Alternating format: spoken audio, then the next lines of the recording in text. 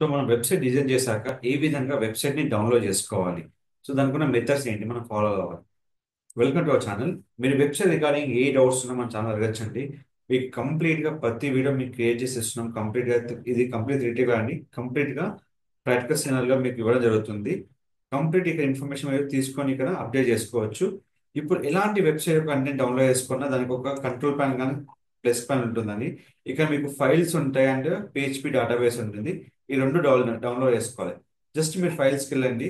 ఏదైతే మీరు file download చేసుకుంటా అనుకుంటున్నారో క్లిక్ చేసుకోండి. ఇక్కడ మీకు ఆప్షన్ ఉంటుంది యాడ్ అర్చివ్, లేదంటే మనకు ఇక్కడ కంప్లీట్ గా ఆప్షన్ ఉంటుంది. ఇప్పుడు యాడ్ అర్చివ్ క్లిక్ చేయగానే మీకు డేటాబేస్ ఫైల్ ఇచ్చుకోవాలి. సంథింగ్ ఏదో ఒకటి ఇవ్వండి, డిఎఫ్సి అని.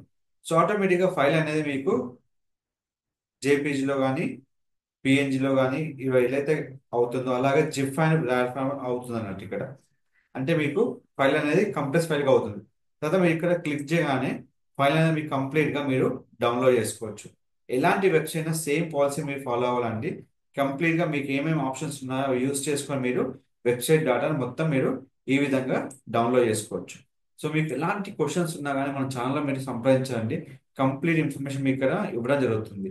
మీకు ఎలాంటి క్వశ్చన్స్ ఉన్నా జస్ట్ నాకు కామెంట్ చేయండి లేదా నాకు మెయిల్ చేయండి. మీకు కంప్లీట్ గా వీడియో క్రియేట్ చేసి మీకు అప్లోడ్ చేయడం జరుగుతుంది. Don't forget to like, share, subscribe channel. Thank you.